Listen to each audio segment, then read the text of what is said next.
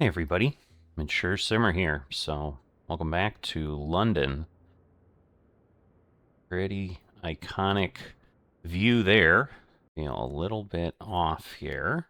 I don't know why this is putting me at a weird angle like this in the plane, but I can move around a little bit, I guess. Just going to be harder to reset the appropriate distance and location. But welcome to our leg here. Half tempted to do something different, but a lot of times I'm moving the camera around anyway, so just go with it. All right, so I haven't checked since the last flight because it's just been a busy week of exactly what I would do to avoid blowing up my engine. So if that happens again, we'll just we'll deal with it. All right, got that. I'm going to get the radio masters going because those take a little bit. We're going to get everything there. We're going to get that set. Get everything turned on. The Garmin should come on board soon. Yeah, right now we've got an engine. But lately, the way I've been starting things, we don't. So it's been fun. All right, so we're going to go ahead and import our flight plan. So this should work. So we're leaving London City here, and we're going to be heading basically northwest to Edinburgh. So that is where we'll be headed here. Again, we've got weather clear, because the goal is to see things, not have problems. And, all right. So, let's see. Okay, well, we haven't blown the engine yet. Well, let's see. I think we need to get the prop up.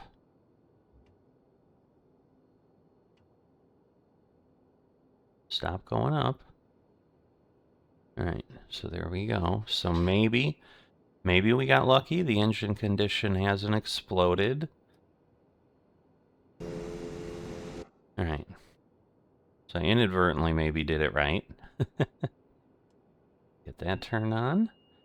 And I'll turn on those. We'll get the starter turned off, which is what I was going to do. And then we will get all our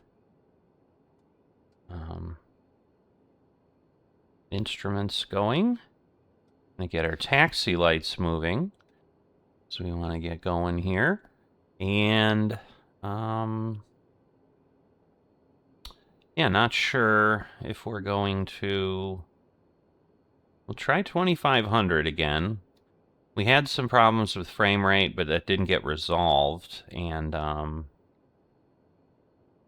in any event, and then we're gonna get this set to about 800 feet a minute for the climb. We're gonna get our autopilot on. Change this to GPS. Hit OK here. That will get all that moving. Temperature is changing. So yeah, the biggest thing is the weather here in reality is awful today. It's London, and it's January 1st that I'm flying this, so not unexpected. Yeah, this is just strange how suddenly this plane, it's like I'm loaded in the wrong place. Like it's centering my view where I need it on the instruments, but it's just not, like, it's like I'm crooked. Like the whole thing is weird. So, this is what the ATC audio sounds like. Well, and next is what yours sounds like. That was moving, so sorry. The whole thing is... Okay. So you got to hold the Alt key to move in certain ways, and so It's the same key for SayIntentions to talk to the tower. And we're not tuned to a frequency now. So, all right, I feel like I've gone too quickly. But I have, now that I've been flying these weekly, I think I am faster in getting set up. All right, let's see. Because we are 1007, which seems unlikely. Because I don't think London is under sea level, but that's where it's telling us to send it. Maybe it is. That's a scary thought. Because then if, like, stuff overruns the coastlines, it just pours into London like a bowl. Interesting. Could be. I mean, there's no reason it couldn't be. All right, we'll get our flaps down to takeoff config. And I do think we might be set. So we'll get the flight director on, nav. Set to GPS. The gyro's a little off. What is going on there?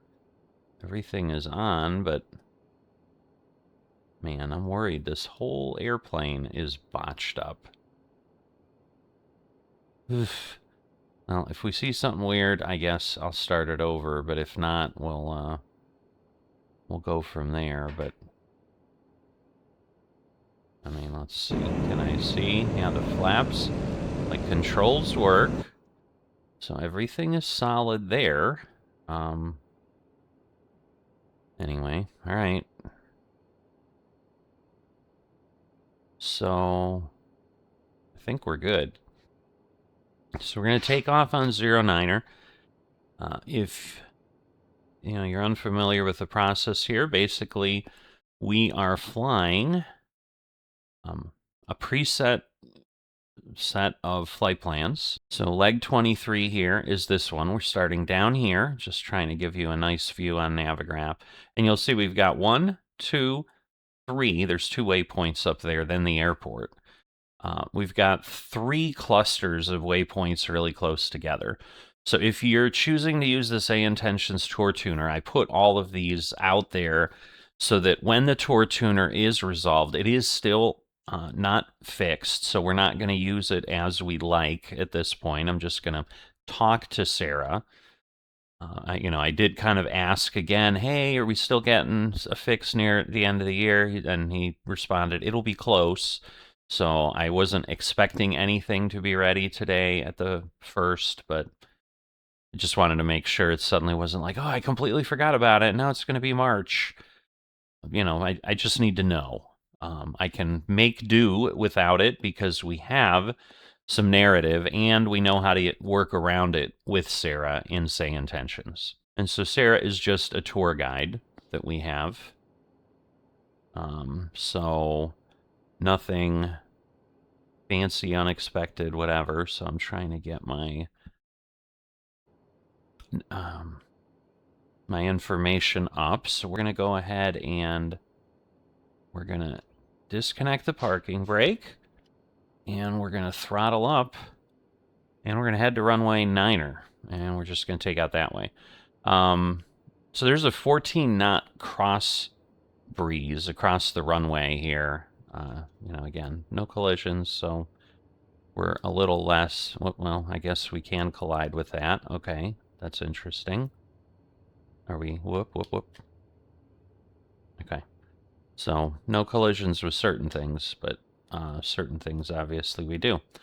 So I assumed the poles would be out of that, but obviously I was wrong.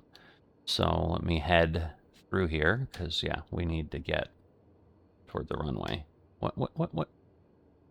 Okay. Maybe the controls are screwed up? I don't understand. Man. Alright. We shall see. I mean, they're somewhat behaving, but maybe it's... Because, yeah, my nose should not go... Like, I don't have the throttle hit through at some crazy level. Like, my nose should not be doing some of the things it's doing. But there's runway 9er. There goes someone off. 27, and I think 27 is the configuration they have now. But Navigraph loaded me in at 9er, and unless I see something really weird here, no, it's open, so I don't have any obstacles. I'm like, now this is only a 4,000-foot runway, so I am not going to just start generally rolling, all that. We're gonna do this. I guess I don't need the pulse. So we just need them on. Oh, you know what? I think I forgot to turn that on. So oh, there you go. That would be why that wasn't doing anything. I hadn't flipped all the switches yet. Okay, so now I feel better. That probably also helps with other things. So, what? Thought I was holding this. All right, so there we go. It takes a little bit to get in there. So you can see it's going to want to turn immediately. We've got 35 nautical miles to the first waypoint. So we're going to go ahead and take off.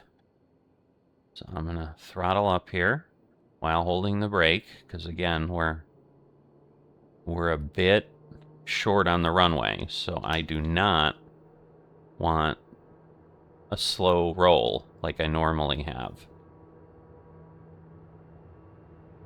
Come on. I mean, it's still 4,000 feet, so it's not nothing. Okay, airspeed alive. That's important. Because if that wasn't working, like, we really have a screwed up plane then. It's getting... it's just so hard for me with my... Because all I'm doing is a stick with twist for rudder. So it's challenging, to say the least. And then I have to basically let go of the rudder. As I pull up, let's get some airspeed here. All right, let's get the gear up. We're going to head over here. And we're going to, given that we're in the town here, I'm not going to stop flying for a bit. Because I think that could be fatal. And I'd rather not have that be the case. Because, yeah, we're literally only 200 or 300 feet up. But at this point, we can do yaw damper, autopilot, arm this. So that'll get us at 800. Come on, you are climbing. This doesn't appear very quickly. We're not heading toward downtown London proper, so we should not have any tall structures, but obviously I need to keep an eye out the window to make sure something doesn't surprise us. Alright, it's making a pretty tight turn to where it wants to go, and then obviously it's going to fix itself, and then head basically due north. So, 335er, maybe? I don't know why I said it that way, but, hey, why not? Let's be entertaining. So, I think we have 16 waypoints officially in the flight plan here. So, we'll just look, I think, yeah, we've already kind of gotten past London. We'll get our flaps up. That will help pick up our airspeed. Oops, that didn't work. Get our flaps up. So yeah, we're at 180, and now you can see our knots are creeping up. And we are then going to have... Alright, so now we're turning a little further. So yeah, we had to basically come back and then come meet our point. But let's just pick a decent viewpoint here. Not bad there, I think.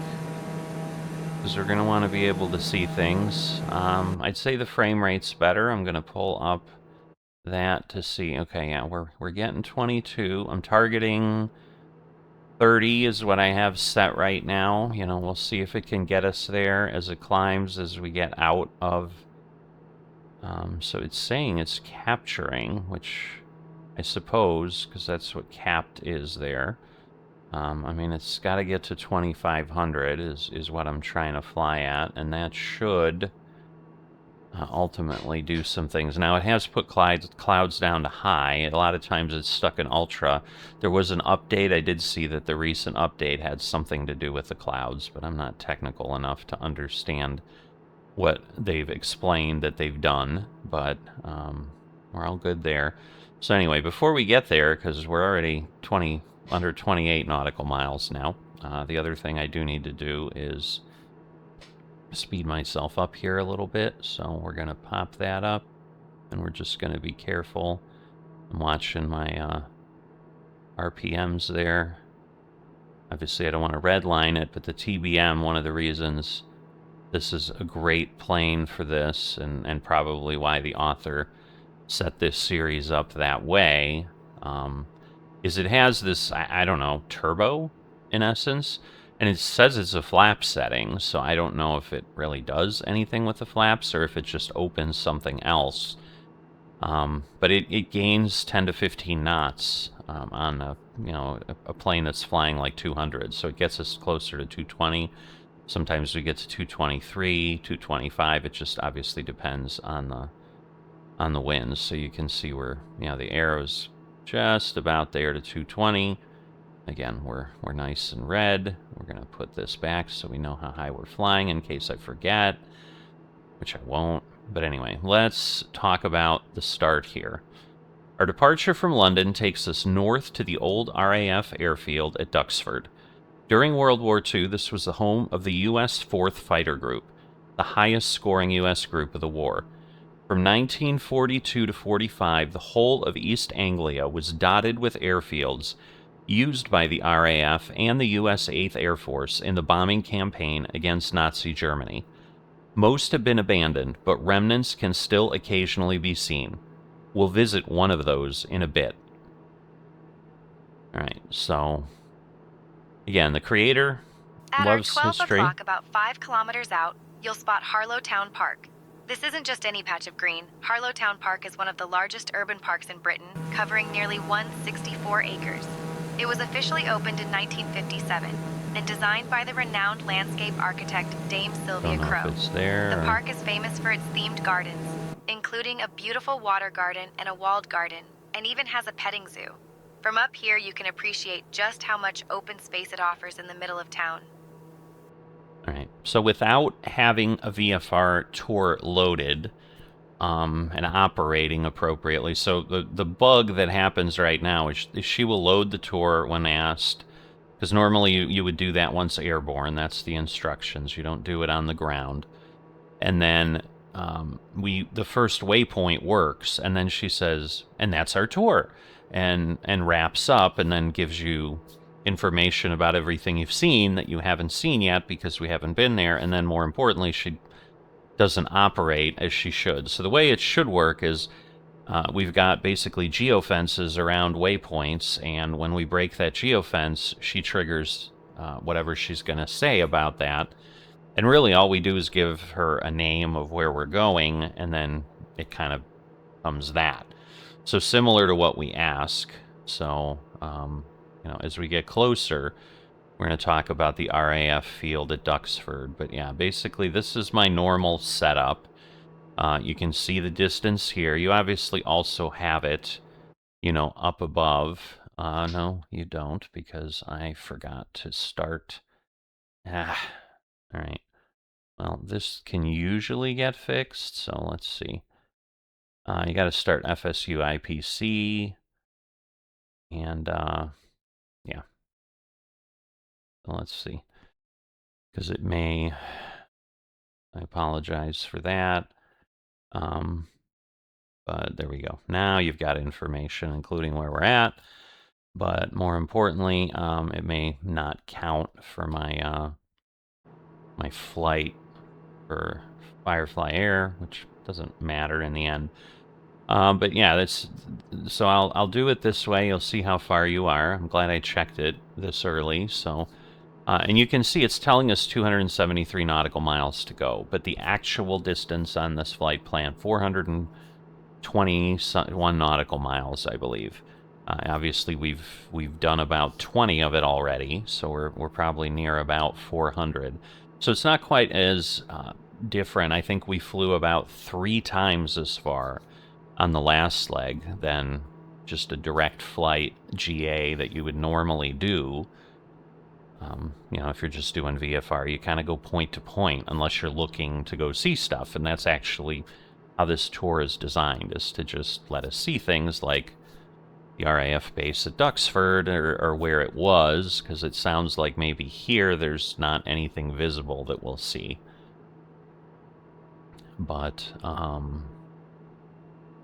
we'll go along, and by giving you this view, because it's a VFR series, like obviously the goal is that you can see things, and you can see, hopefully see some things you wouldn't see. I mean, the reason I enjoy this series and why I'm doing it is I'm going to get to all over the world where I've not been. I mean, I'm certainly traveled. I've done things probably. There's still, in this day and age, I think, people that don't get more than 100 miles from where they were born. And, we had some folks at church here that, the gentleman is taking his son on a mission trip along with our pastor and so forth. And, they headed down to Guatemala, and this is the first time he's ever been on a plane, and he's almost 40. So, where I was not on a plane until I think I got out of college, but because it was basically once I started working, my family couldn't really afford to fly either, but we had at least traveled via travel trailer and stuff, hundreds of miles, thousands of miles. So, but yeah, anyway, let's ask her about what's going on here. Sarah, can you please tell us about the old RAF field at Duxford? Which might be here. I don't know. All right. Then we're going to Cambridge University, by the way. So we're going there in 9 miles. Absolutely. RAF Duxford is one of the most famous former Royal Air Force airfields, opened in 1918 during World War I. It played a crucial role in the Battle of Britain during World War II, where Spitfires and Hurricanes scrambled to defend the UK. Today it's home to the Imperial War Museum Duxford, where you can see historic aircraft like the Concorde and B-17 up close. The airfield also hosts spectacular air shows that attract aviation fans from all over the world. All right, so there we go. Before that, before visiting these other fields, you'll head north to Cambridge and its famous university, possibly the most famous in the world, where physicists, mathematicians, and chemists such as Isaac Newton, Charles Rutherford, and Stephen Hawking have taught and done their greatest research. So that is where we're going in about 5 miles, so that's probably a little too far to see yet. But this is that first cluster. We have our first 3 waypoints really kind of on top of each other. So I'm going to read the next one. Now turn southwest to the small town of Bassingbourn. During the war, this was home to the U.S. 91st Bomb Group, and from where the B-17 Msfs Belle flew her 25 missions in 1943. The base closed shortly after the war, but the 2 intersecting runways are still clearly visible from the air. So, we'll see that, I assume. Sarah, tell us about Cambridge University. So, somewhere here, in about 2 miles. Cambridge University was founded in 1209 and is one of the oldest and most prestigious universities in the world. Famous for its historic colleges, Nobel Prize-winning alumni, and beautiful architecture. Don't know that we can pick it out here, but it's typically maybe like there. I mean, the waypoints, obviously we're turning now, and it is almost like a 180-degree turn that we're trying to make. So, all right, we still have 9 miles, so, but that is where we were there.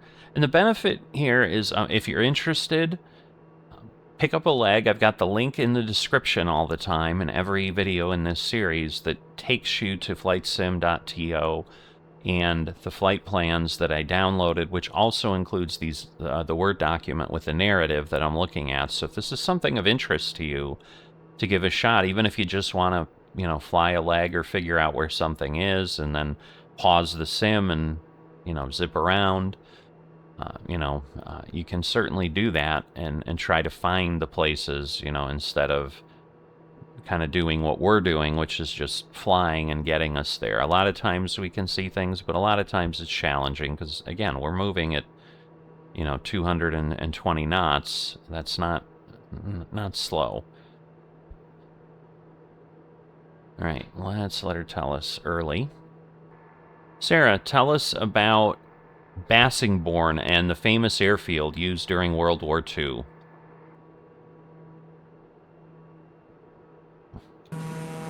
Just trying to see if we can see any intersecting runways. Bassingbourn was home to RAF Bassingbourn, a major World War II bomber base used by both the RAF and the USAAF, most famously by the 91st Bomb Group, who flew B-17 Flying Fortresses from there. So there you go. We kind of got a little bit more detail, the famous Memphis Belle and all that. Now, let's see. Intersecting runways we're looking for. Again, we theoretically have 3 miles, so it may have, with the turn, kind of finally gotten where it needed, and now it's kind of straightening out. So usually he'll put the waypoints there, and it's going to be just a slight right turn. So, yeah, maybe it's these intersecting runways. I'm going to think that's it. So, yeah, but that's interesting, because basically what? They go here and it looks like you're really close to the edge. Yeah, I don't know. Okay. Not sure. I mean, that is likely it. We overflew it. All right, so we have 60 miles, and so what will happen here is I'm going to mute. I'm still here. I'm usually, I might, it's life. I might have to have a call of nature or whatever and step away, but either way, I'm going to mute myself, and then the view pretty much stays this way, but sometimes, I click around, do things. I'll try my best to remember to pop in and make sure the sound is focused here if I'm doing something else. But just so you know where we're headed, and again, this will be, I believe, waypoint 4.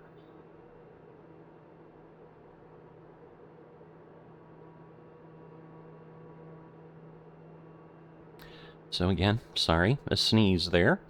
But all right.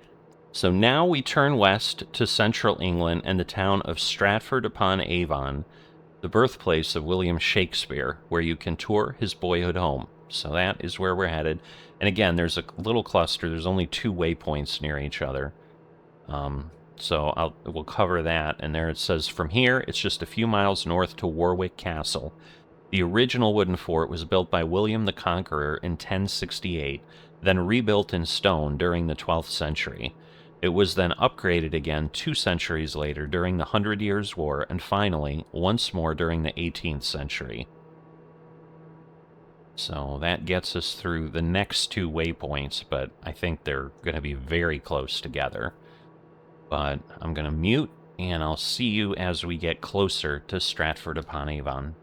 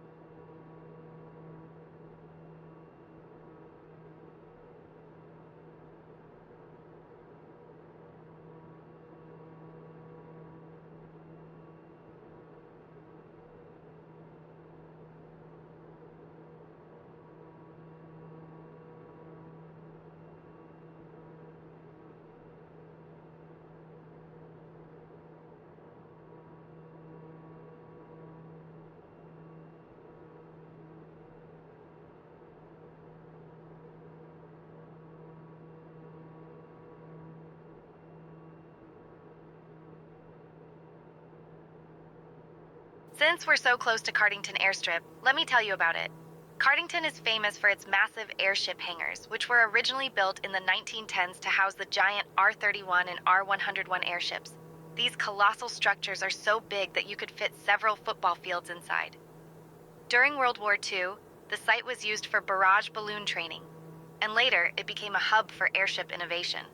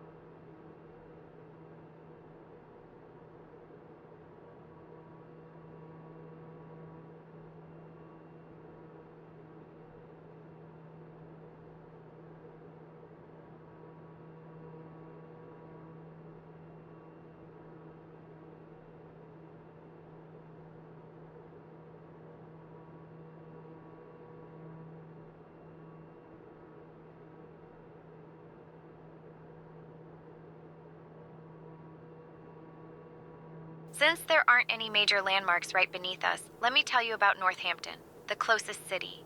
Northampton dates back to at least the 9th century and was once an important stronghold during medieval times. The town is famous for its shoemaking industry, which really took off in the 18th and 19th centuries. At one point, it was said you couldn't walk a block without bumping into a cobbler. The town also has the beautiful All Saints Church, rebuilt after the Great Fire of Northampton in 1675, and the historic Northampton Castle, which sadly was mostly demolished to make way for a railway station.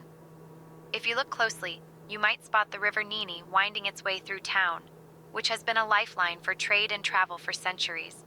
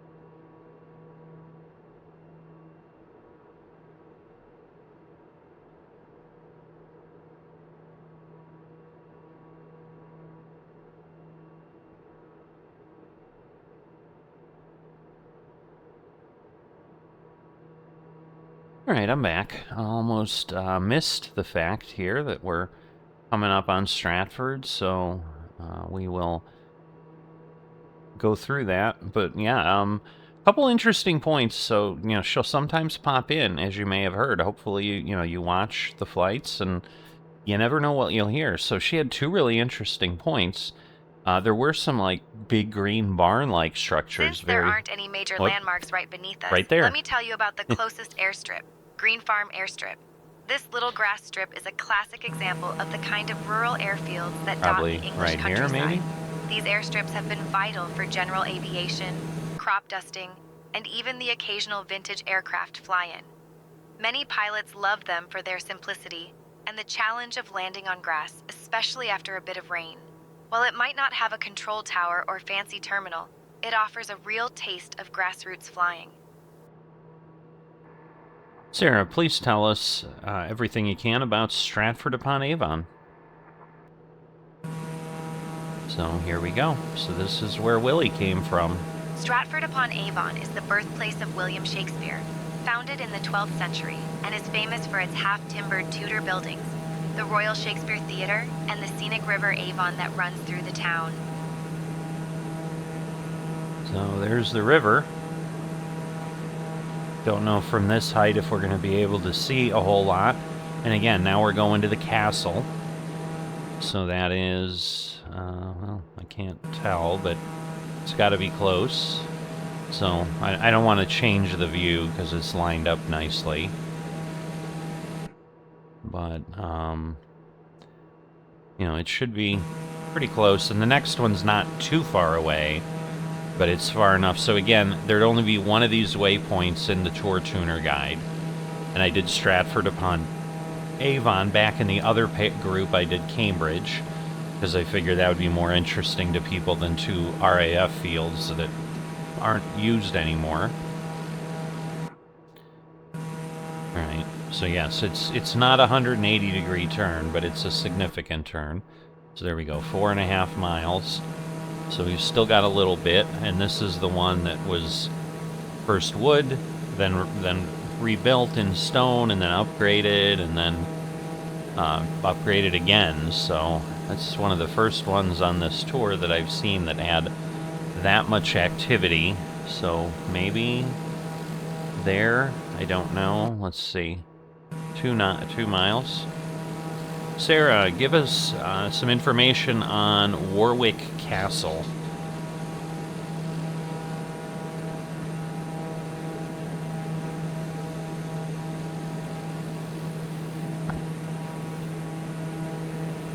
Maybe there. Warwick Castle was originally built by William the Conqueror in 1068 and has seen everything from medieval battles to Victorian garden parties. It's famous for its massive defensive walls, a dungeon that would make any horror movie jealous, big. and even a resident peacock or two strutting around the grounds. Over the centuries, the castle has been transformed from a fortress into a grand country house, and it's now one of the most visited castles in England. Legend has it that the ghost of Sir Fulk Greville, who was murdered in the castle, still haunts the tower named after him. There you go. All right. So now we're going to keep going. So a turn northwest takes us to the city of Birmingham and Villa Park Stadium. So I believe there's a famous football team, soccer, to those of us not from Europe. Birmingham. I couldn't tell you their names, but I'm assuming this is the stadium. So we're going to hit that in about 14 miles. But yeah, what I was starting to say is there were some large buildings, and she told us about, again, an old airfield and this whole balloon thing and whatever. Like, really interesting information that I would have had no idea. And then, she randomly sometimes picks out, let me tell you about the nearest town, and sometimes she'll repeat the same town. She did that when we were flying over Russia, because probably there aren't a lot of towns that were there. It was just a lot of empty forest and whatever. So we kept hearing about the same town 3 or 4 times in a row. But shoemaking industry and cobblers, and how you couldn't walk a block without bumping into a cobbler. So that's some incentive to perhaps watch in between. Now, again, once the tour tuner's working, like, we may lose that. But that is, and a lot of times she's more talking about airfields or airstrips and, you can see vintage aircraft, and it's somewhat repetitive information. But these two were really interesting, given the uniqueness of what she had to say. So, yeah, we're going to go to Birmingham, and then we're basically, again, turning 90 degrees or so. We're going to start, we're going northwest now. We're going to start going back northeast. Looks like we've got, trying to see.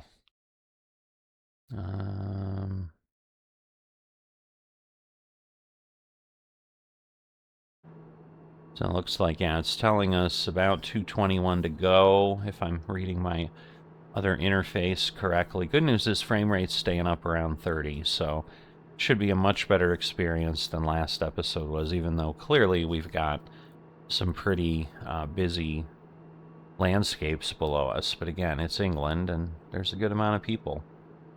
Wow, that is...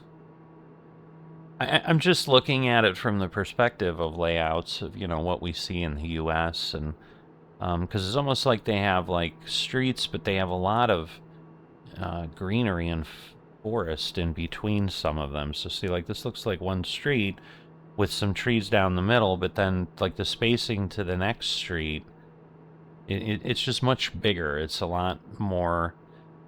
It's less condensed than we have in U.S. cities, so, and again, they may not do that all the time, I'm sure, near London. I don't know, maybe... It strikes me as a little bit different. I don't know why. But pretty interesting. Sarah, tell us about Birmingham, and specifically Villa Park Stadium. So again, we're going to do a 90-degree turn to the right. Birmingham is the UK's second largest city, famous for its canals, industrial heritage, and a music scene that gave us bands like Black Sabbath. Villa Park Stadium, opened in 1897, is the legendary home of Aston Villa Football Club and has hosted everything from FA Cup semi-finals to World Cup matches. The stadium can seat over 42,000 fans and is known for its iconic hole-to-end stand, where the most passionate supporters gather. Guessing right there. So it looks a little different, because again, I would have had no idea it was built in the 1800s. But that's pretty cool. So yeah, there it is.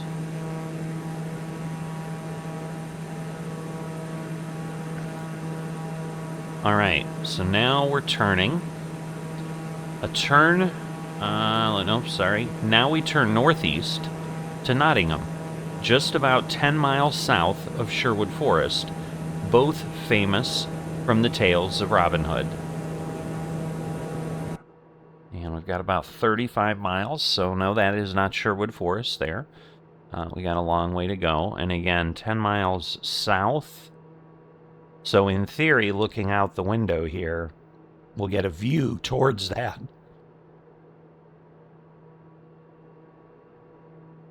Apologize, little frog in my throat, but yeah, we'll get a view towards Sherwood Forest there. And but we'll be there in 34 miles. It's going to take about 8 minutes. You can see 08. It'll become more obvious when it becomes 07.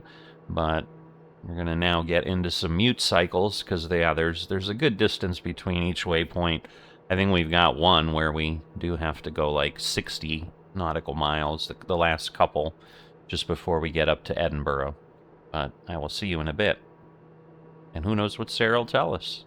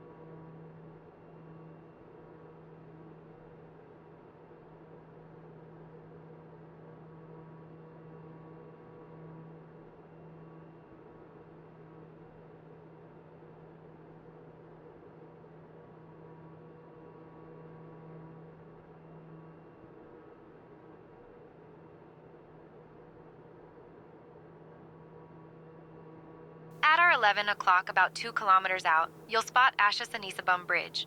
Now, while it might not be as famous as the Tower Bridge in London, this bridge has its own local charm. Built to help connect the communities around Swadlincote, it's a great example of the practical engineering that keeps the English countryside accessible. Bridges like this have played a huge role in shaping travel and trade for centuries. Imagine all the sheep, bicycles, and maybe the occasional runaway cow that have crossed over it. If you look closely from up here, you might even see the gentle curve of the bridge spanning the water or road below.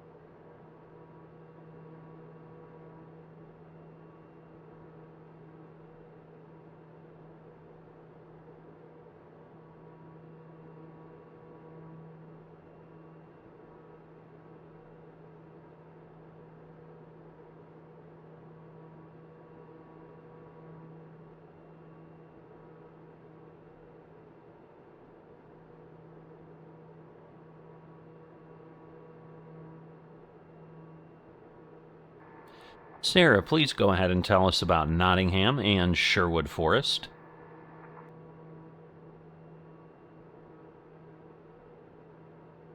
Nottingham is famous for its links to the legend of Robin Hood, and Sherwood Forest is the legendary home of Robin and his band of merry men, filled with ancient oaks like the Major Oak, which is estimated to be around 1,000 years old.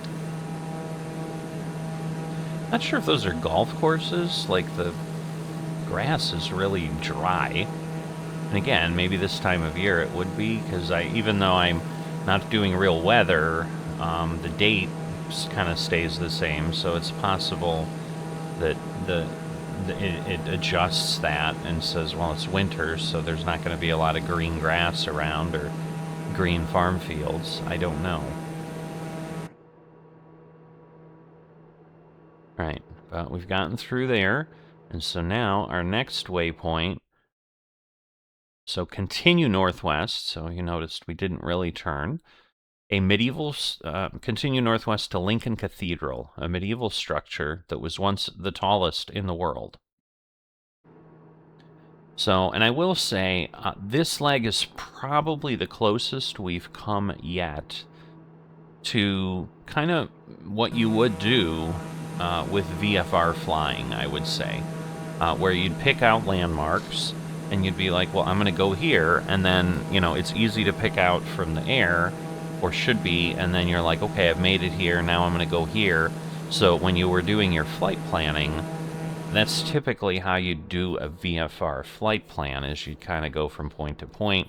If you do any kind of VFR flight training or just look up things on the internet, you know, or fly maybe a group flight from an online Microsoft Flight Simulator or whatever flight simulator you're using, you know, flight community club, whatever you want to call it. I know there was like a VFR flight that I almost did. I've never done yet a group flight with someone. I think I was just nervous because they were doing it with, I think, VATSIM and whatever. But, you know, we were following rivers and highways. It was like out in California. So it was like, yeah, we're going to fly along I-5 or whatever it is, or the 5 as they would call it. Yeah, but again, I don't think the leaders of the flight were from California. I think they had just selected that because there were easy enough landmarks, you know, because again, if you're like, oh, we're going to fly to this windmill at this location, well, there's 3 of them that I can see right here, like, which one's the right one? But if you're picking something that used to be the tallest structure in the world, and it's kind of obvious. So again, we're going to have some bridges and things we're heading to in a little bit here. And so, you know, it's as close to that. I mean, we had a little bit of that in Norway, where I felt it was kind of like we're going from this bridge to this bridge and this bridge, and you know, they were unique designs, so it's like you knew you found the right bridge if you kind of knew what you were looking for. Anyway, I'll see you in a little bit.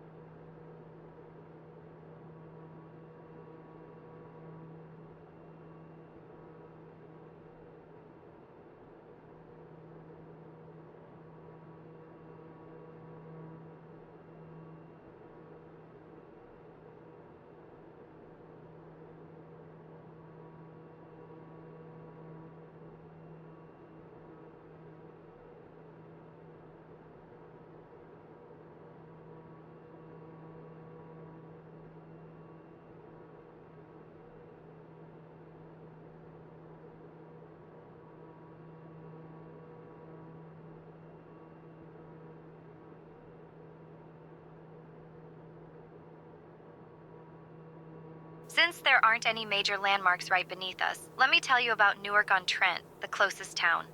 Newark is famous for its impressive castle ruins, which date back to the 12th century and were built by Alexander, Bishop of Lincoln. The castle has seen its fair share of drama, including a siege during the English Civil War. Newark was also a key stop on the Great North Road, the historic route connecting London and Edinburgh, so you can imagine the hustle and bustle of travelers and traders passing through. If you look closely, you might spot the River Trent winding its way through town, which has been a lifeline for trade and travel for centuries.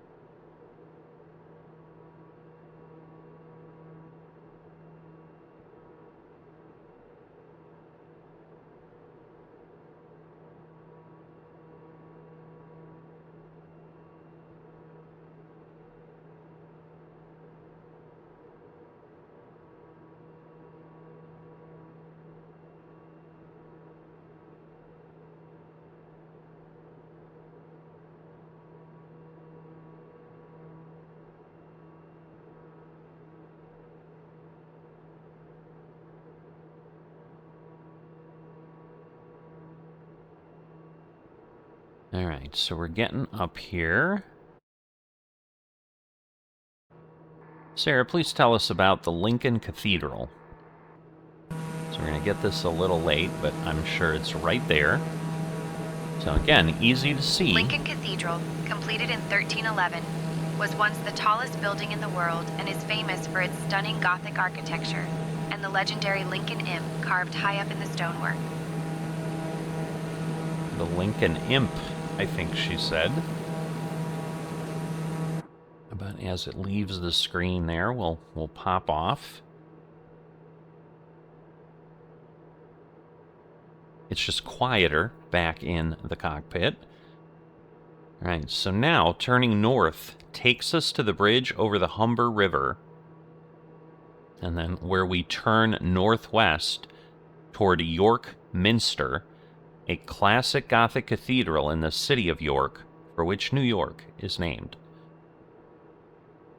So those are, again, the next two waypoints. They're a little apart from each other, but given they were kind of in one sentence, I'm like, oh, we got another airport there. So she may say something. They almost look like they cross, but they don't. So maybe those are just taxiways or something. I'm not sure.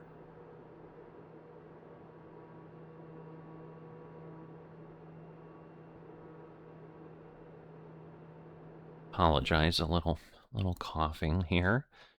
But yeah, so you can see we're creeping toward our destination. We're down, I think it's showing 187 nautical miles, so we've made a little over 100. And so there is a little bit of meandering. We're going to go north, but then we're mainly going to be going northwest.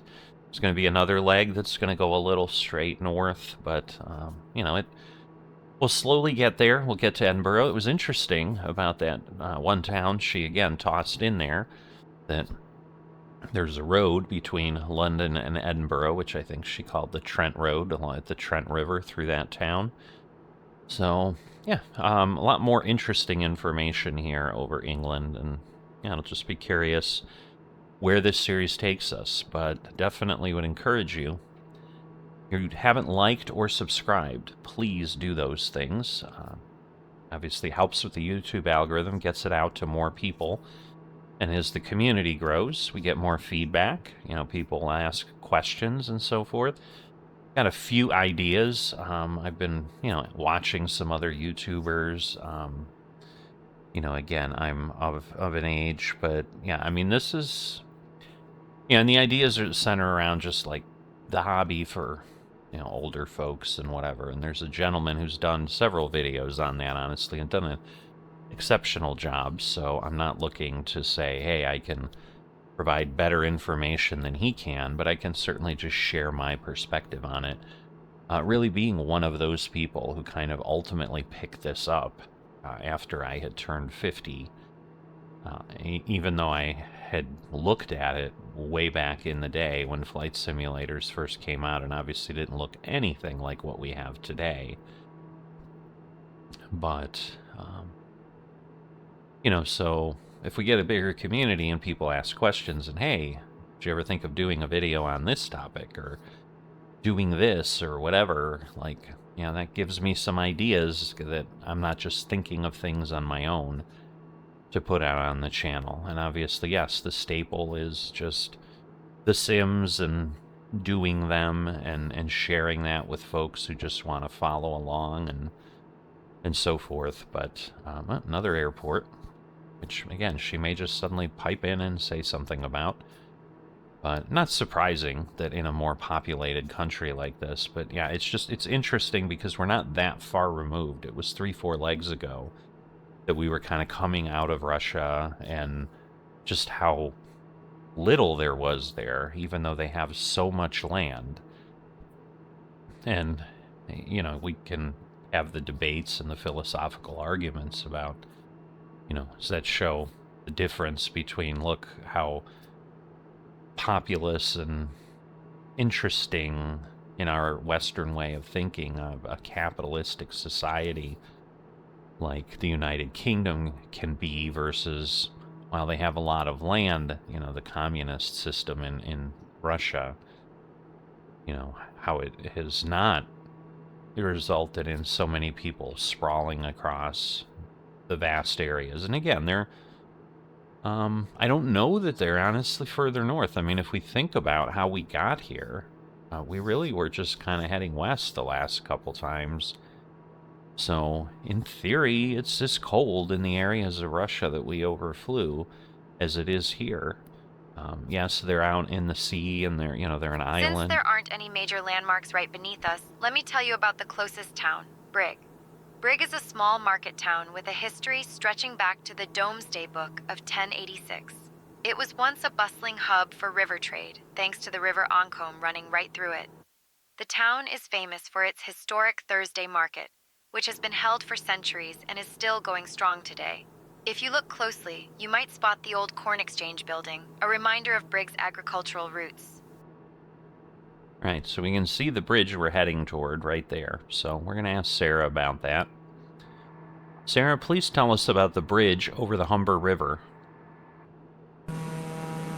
Actually, a better view here right now. The Humber Bridge is one of the longest single-span suspension bridges in the world, stretching 2,220 meters and opened in 1981 to connect Hessel and Barton upon Humber. There you go. I would have not thought it was that recent. 1981.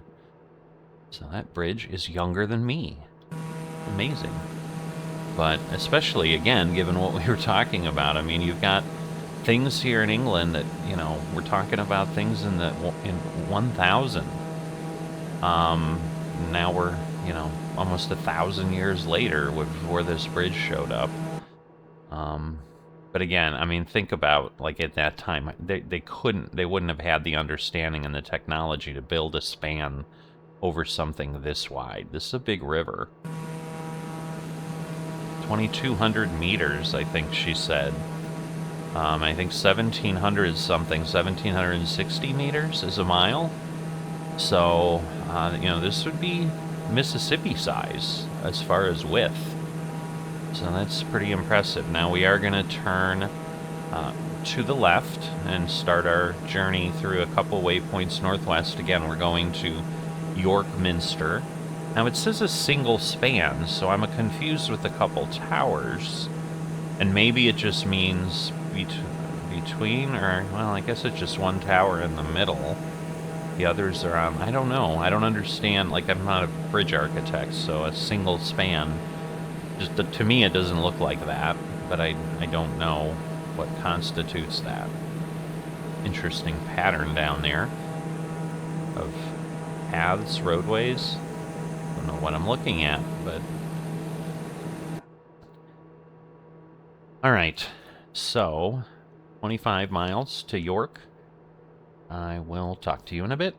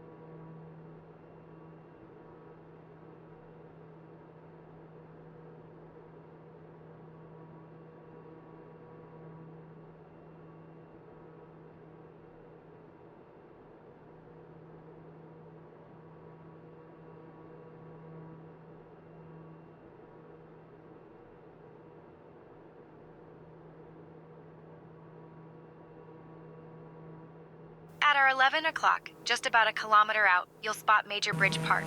This spot is a favorite for campers and outdoor enthusiasts, and from up here, you can see just how much green space it offers. The park gets its name from the nearby bridge that spans the River Ouse, a crossing point that's been important for centuries, with records of bridges here dating back to medieval times.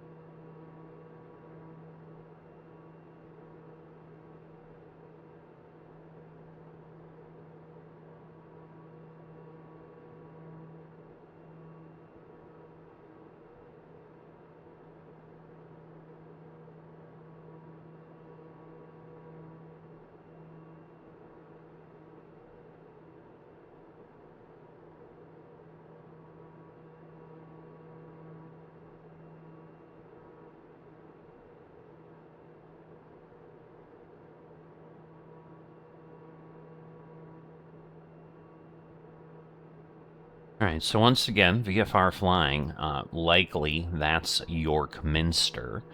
You know, there'd be things that stick out in the landscape. Kind of a little bit of sun gone there, but...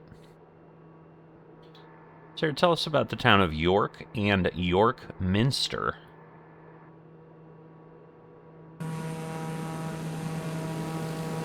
York is one of England's oldest cities, founded by the Romans in 71 AD. Wow. And York Minster is its iconic Gothic cathedral, begun in the 13th century and famous for its stunning stained glass windows and towering spires.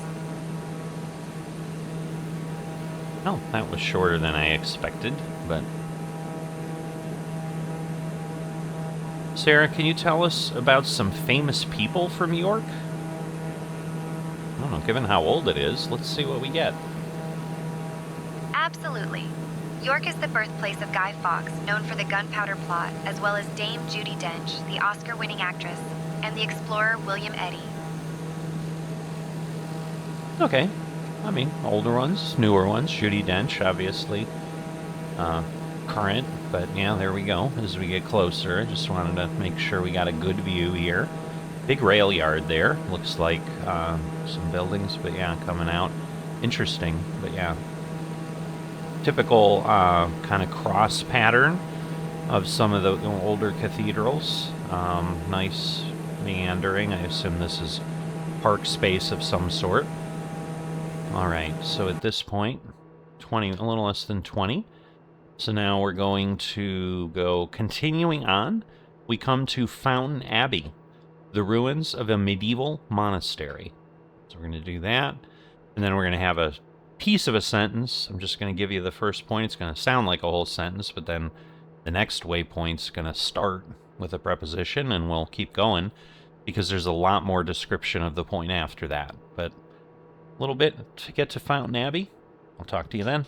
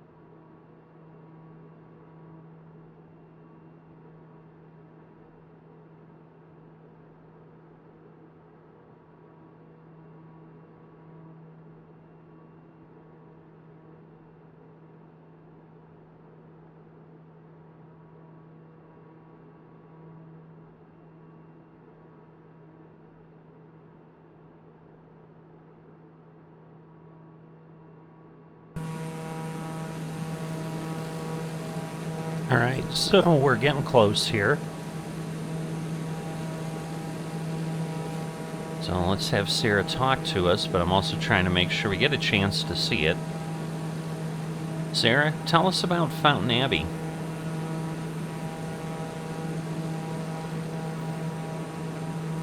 Fountains Abbey is a UNESCO World Heritage Site founded in 1132 by Cistercian monks, and its dramatic ruins are some of the largest and best preserved in England. Plus, legend has it the monks picked the spot because it was so peaceful.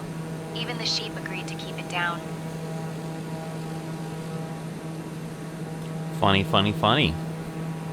Sometimes she's hilarious that way, but all right, yeah, I don't. There's a lot of farms. I mean, again, given that we're turning, like in theory, it's somewhere in this space. I don't know. So maybe there, maybe there. We'll go with that. Maybe there.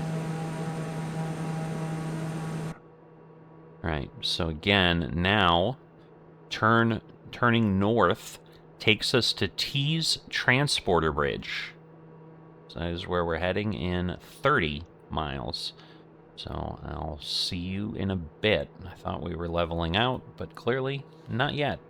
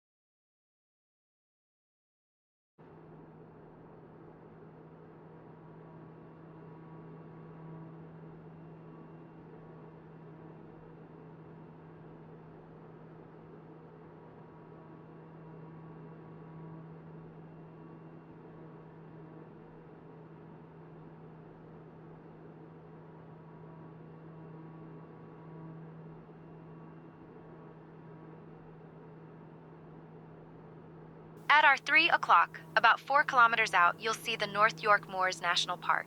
This vast expanse of heather moorland is one of the largest in England. And when the heather blooms in late summer, it turns the landscape into a purple sea. Definitely a sight you don't want to miss from above.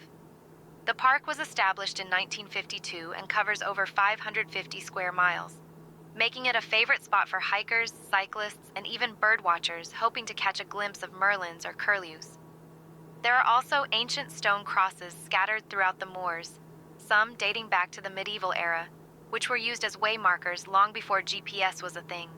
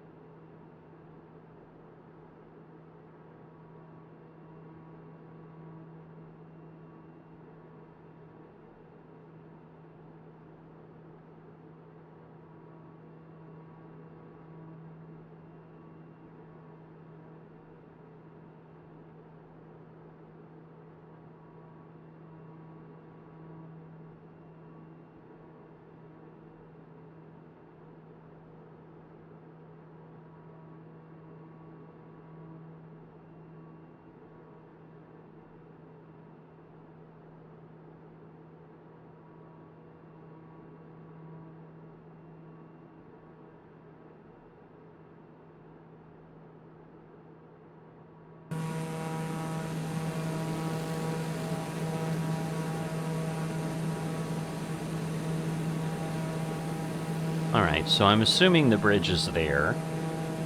Sarah, tell us about the Tees Transporter Bridge.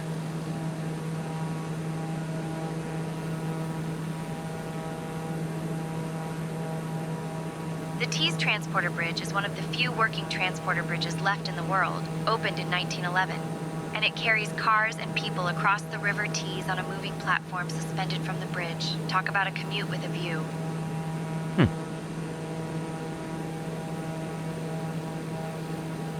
So does that mean, like, the bridge, it's like the walkways in the airport? Like, you get on and it just moves you over? Well, it's not an escalator. God, I can't think of what those would be, but... So... Interesting. I don't know.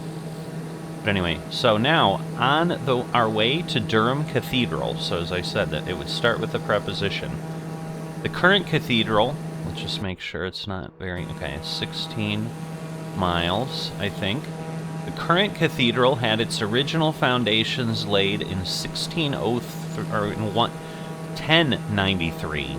So, sorry, not 16. But the church is even older. There is a stone plaque in the church that shows a continuous list of the names of all of the bishops that have had their seat there. The first few on the list are so old they have only one name. The oldest listed is 995 to 1018 Alderman from over 1,000 years ago.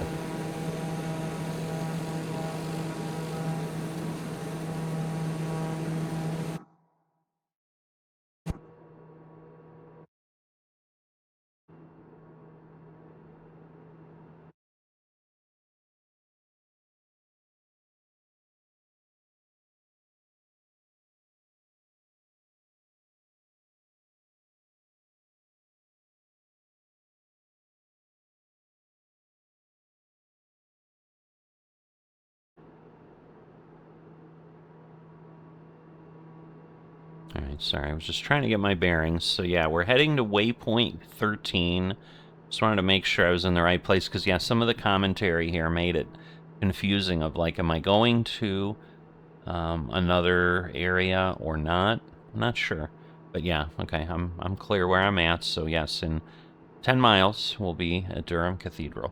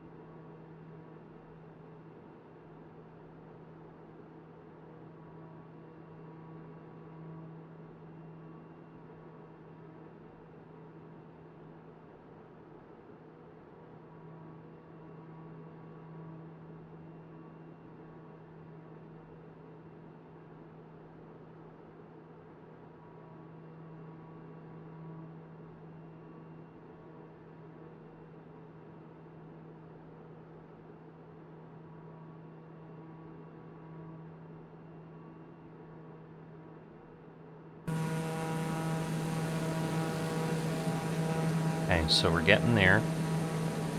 Sarah, tell us about Durham Cathedral that we're approaching.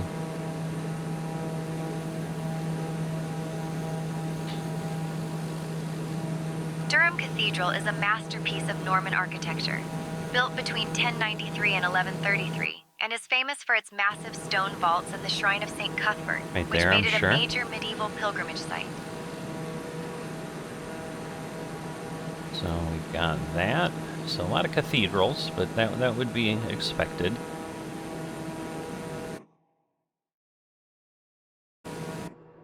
Right, so 12 miles. So now we have heading north will take us past the Angel of the North. And it says, on our way to the Tyne Bridge and St. James's Park in Newcastle. So all of that, I think, is on this 10-mile route. So we're really going to Newcastle, Tyne's Bridge, and so forth. But let's see what she has to say about Angel of the North. Sarah, tell us about Angel of the North.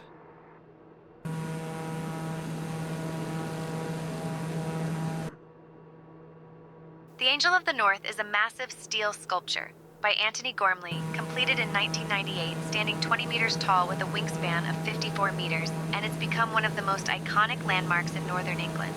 Locals joke it looks like a giant is about to attempt a very enthusiastic swan dive. I don't know that we're going to see that, but I'm assuming this bridge and so forth is there. So yeah, you'd probably have to pause the sim, go look around, and maybe find it.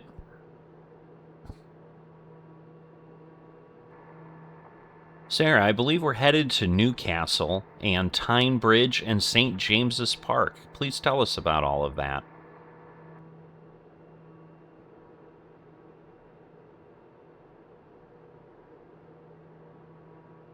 Newcastle is a lively city famous for its historic Tyne Bridge, an iconic arch bridge opened in 1928 that inspired the design of the Sydney Harbour Bridge and St.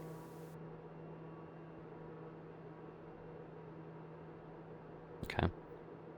So, the Sydney Harbour Bridge is, yeah, it's a straight steel arch. Ooh, another big train yard. Very interesting.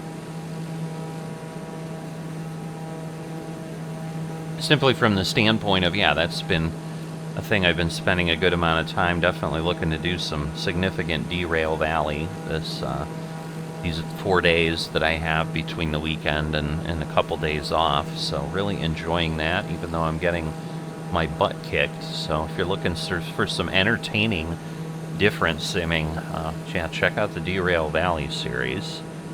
That'll give you something to laugh at me about. But this bridge, maybe?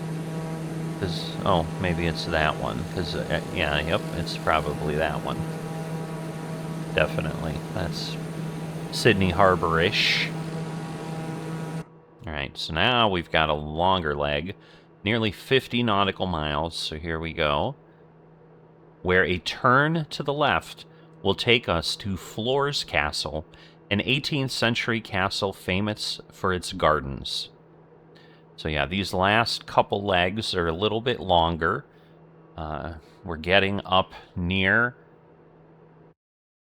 Edinburgh. You can see we're 83 nautical miles away. And now we're really kind of headed there. We're going to be coming in on the east side. And, you know, I think we'll just be landing. I think the runway there is 9 and 27. So again, we'll be landing on runway 27 just to come in as straight as possible and make it as easy as possible. But I will talk to you in a bit.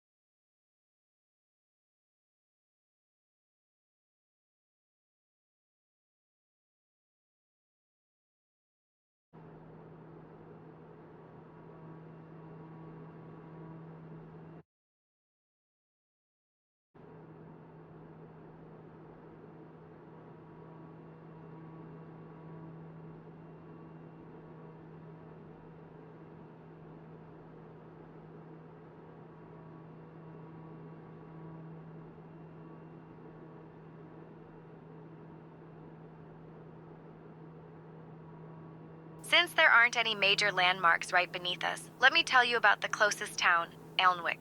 Alnwick is famous for its stunning castle, which dates back to the 11th century and has starred as Hogwarts in the Harry Potter films. The town itself has been a key spot in Northumberland for centuries, originally growing up around the castle to serve the powerful Percy family. Alnwick also boasts one of the largest second-hand bookstores in the UK, housed in an old railway station, so if you ever wanted to get lost in a sea of books, that's the place. And here's something. The Alnwick Garden is home to a poison garden, filled with plants so dangerous they're kept behind locked gates.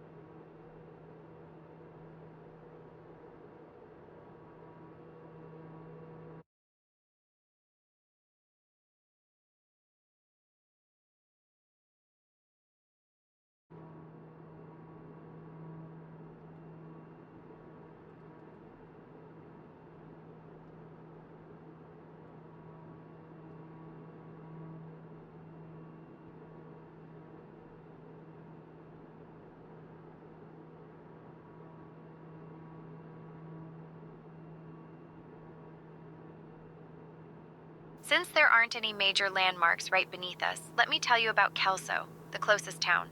Kelso is known for its impressive cobbled square, one of the largest in Scotland, and the ruins of Kelso Abbey, which dates back to 1128.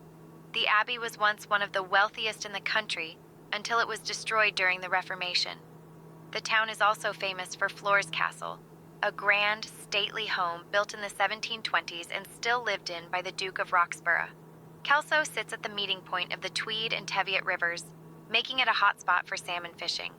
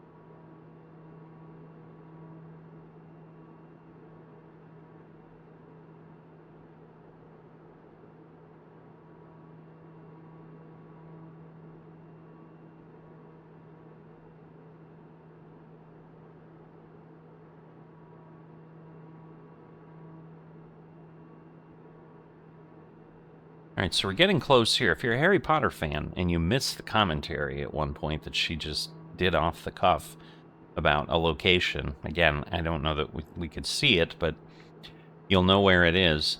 Pretty fascinating. I'd suggest go back and rewatch the leg, and you'll get through it there. She also just mentioned the city here, but let's have her say a little more about the castle, maybe. Please give us any detail you have about Flores Castle, please. It's about 3 miles.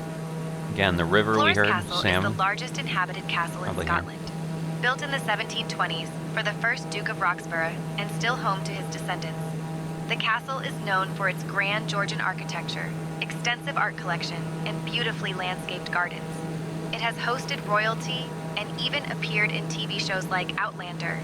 The grounds include a Victorian walled garden and a glass house filled with exotic plants.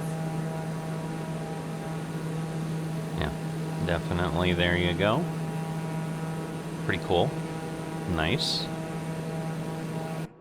All right, 31 nautical miles, and this is our last leg. Will be, last long leg. We'll be right outside of Edinburgh then, so we're going to be dialing into land. That was part of what you saw. I adjusted my QNH so that we're in the proper level, and I'm not doing all that at the last minute and causing myself some problems. So, last piece, another slight left, takes us over Arthur's Seat, a hill from which hikers can get a spectacular view of the heart of Edinburgh. And then it will just finish what it says here, because I'm not going to have time as we're coming in, including Holyrood Palace and the Scottish House of Parliament. A short leg takes us over Edinburgh Castle, an 11th century castle and barracks housing the Scottish Crown Jewels and National War Museum of Scotland. Then it's on to a landing at Edinburgh Airport. So that is all the info we have for this leg. But yeah, a couple of those waypoints exist. So if we go look at the flight plan here, we're on 16, but there's, waypoint 17 and then the airport. So, you can see we've basically got 7 miles once we get to Arthur's Seat here.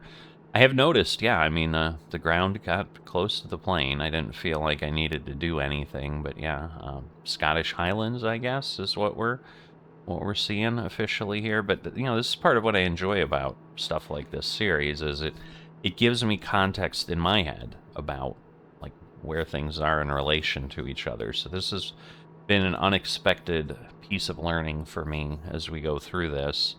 Because, you know, I hear about Scotland and Ireland and whatever, and I don't think we've been through Ireland yet. I'm sure that's coming up.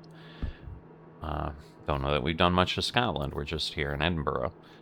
But, you know, now I understand, like, hey, it's not that close. And so, you know, it's a couple 100 miles if we flew straight. And, yeah, I don't know that I understood this expanse of the United Kingdom as easily as I have going through this little bit already, and I'm sure it'll just continue to grow as I think a few legs will keep us in this space, because I'm sure it's just rich in history and information, and he's going to keep us moving around there. But again, I don't peek ahead on these, so I don't know much about what's coming or where we're really headed. Anyway, I will talk to you in a bit.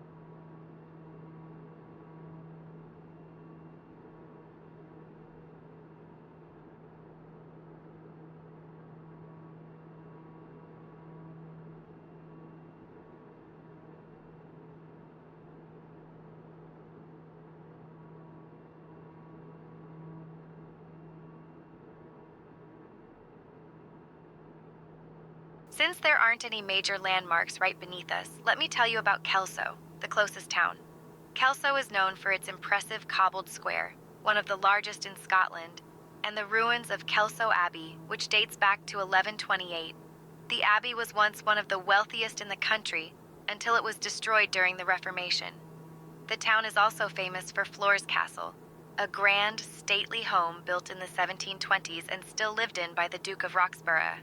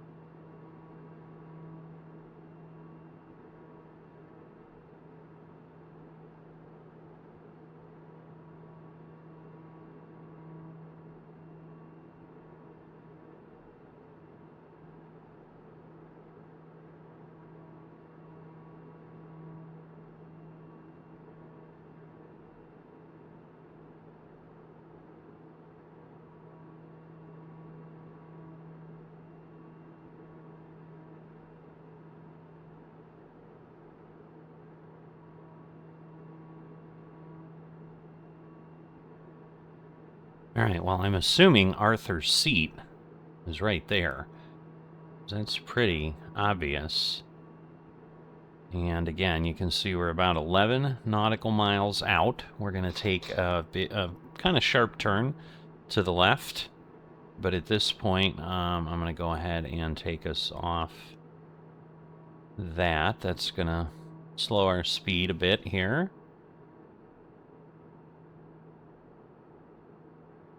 Yeah, we're going to go ahead and speed up the plane a bit. That will help. But yeah, I'm pretty sure that's where we're talking. 2.5 nautical miles away. Oh, we got some planes heading out of Edinburgh. Again, Living World from SayIntentions will be doing that, so we will get an aircraft around. That is... wow. Yeah, I mean, I can see hikers doing some stuff. Pretty nice. Kind of in the middle of your city. You know, you're not gonna remove it and whatever, like keep the beauty, but yeah, there's roadways. I don't think we can see hiking paths from up here, but... Alright, but at this point, yeah, we're gonna be getting close. So we're gonna try to start looking for the airport. I'm gonna go down to 1,500 feet. So we're gonna do that, get ourselves down, and get our landing monitor up so that we don't get surprised. But yeah, that should get us in there. Yeah, I think, yeah, we're going to take a little bit of a turn here, because this is where some of the other items were, but yeah, I don't know. Probably passed over it, because that was waypoint 17. Now it says we have 6 nautical miles. I'm definitely going to slow down here. Going to drop our gear, so we don't forget to do that, but that will also obviously help with our airspeed. That isn't the airport. That's something else. I think. Well, maybe. I don't know. Maybe it is. So I might have to poke around. Yeah, it's only showing 2 runways, so I don't think that is the airport.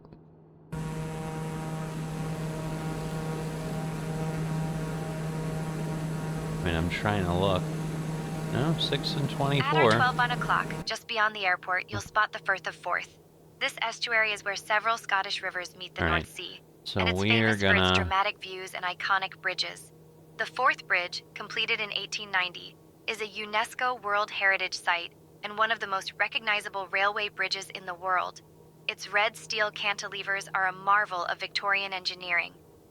The area is also home to the Forth Road Bridge and the Queen's Ferry Crossing, making it a hotspot for bridge enthusiasts.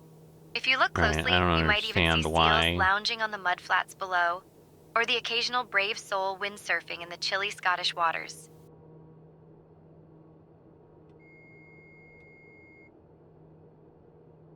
Okay.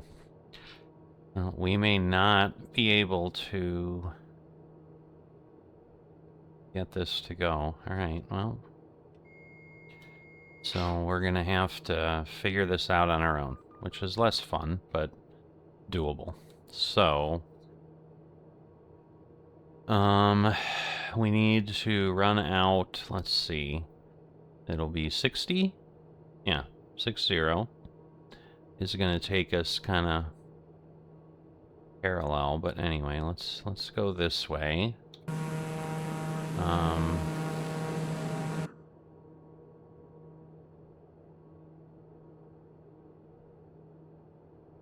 Yeah, I need to be really at, let's see. I need to be at 150, I think, to be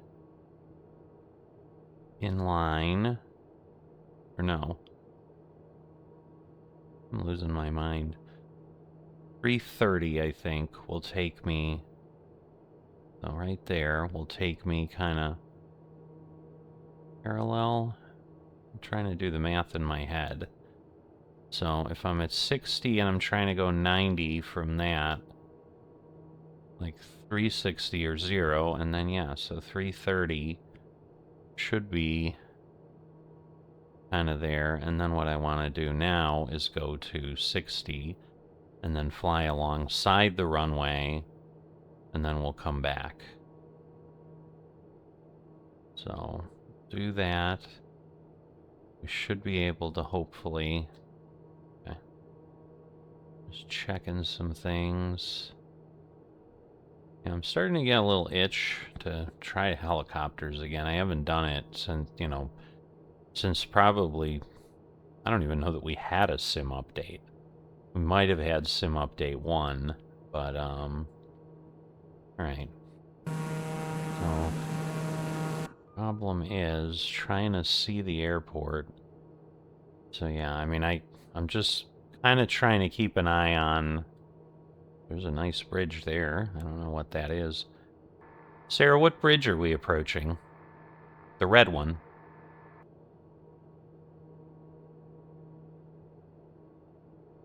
That's the 4th bridge up ahead. It's a famous red cantilever railway bridge opened in 1890, and it's considered an engineering marvel of its time. So that type of thing is what I find really, really cool about SayIntentions. I'll acknowledge to anyone, it's not an inexpensive option. So compared to something like Beyond ATC or whatever, but getting access to really decent AI voices that can look things up and comment is really interesting.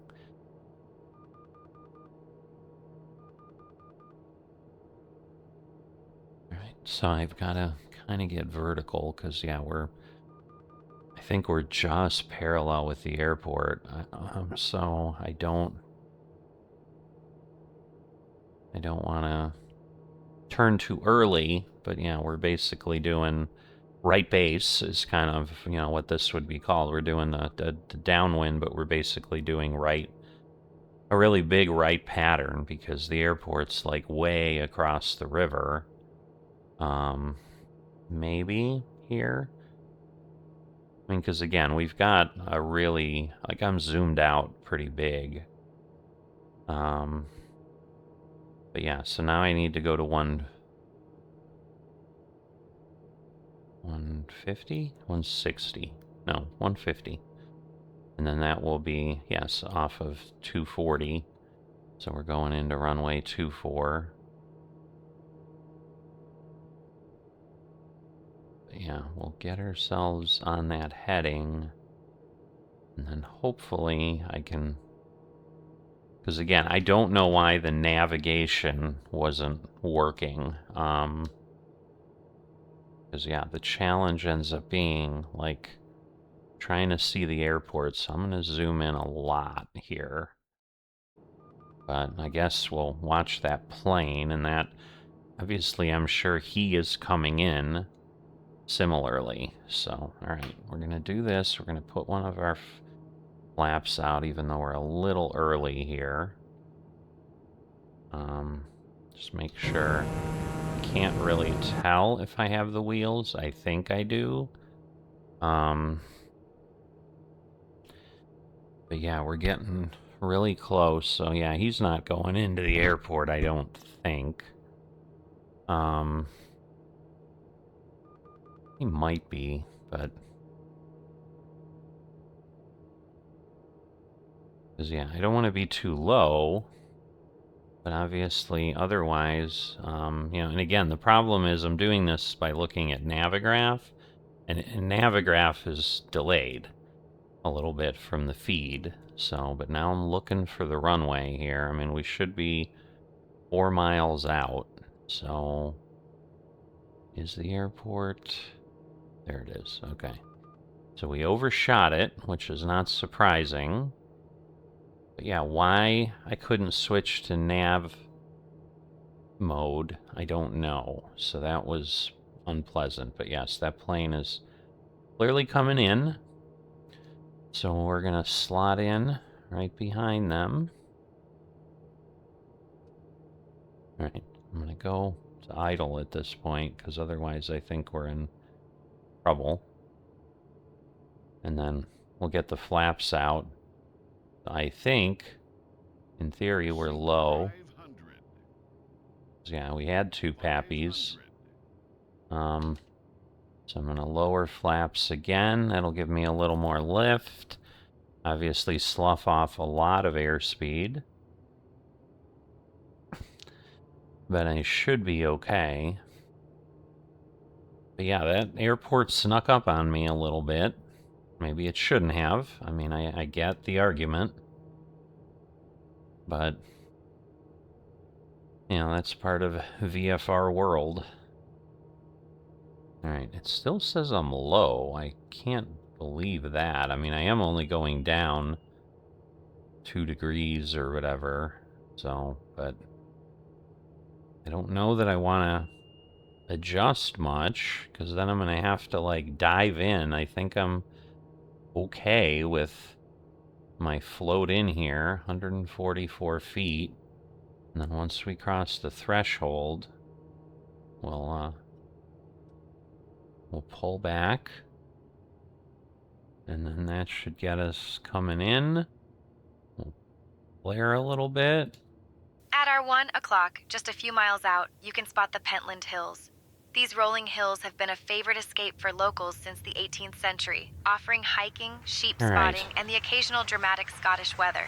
The hills are actually remnants of ancient volcanoes, so if you feel a rumble, it's probably just your stomach. The area is dotted with reservoirs built in the 19th and early 20th centuries to supply water to Edinburgh. So, get ourselves over there. Jet 2. Don't know who that is. Yeah, clearly we can't vacate the runway, but up there, obviously this hill is causing some intense slowdowns here. But I think we exit here.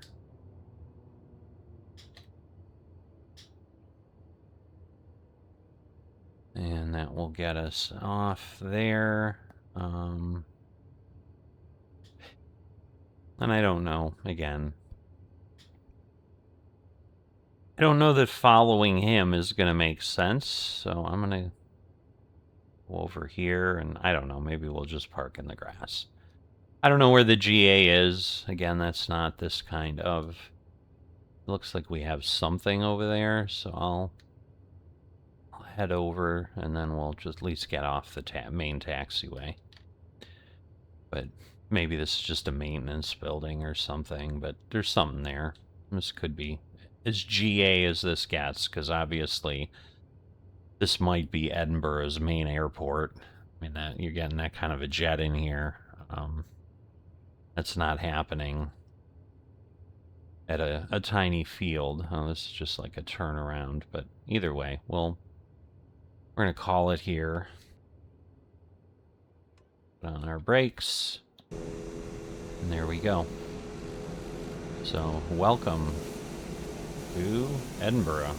Can't really see much around here.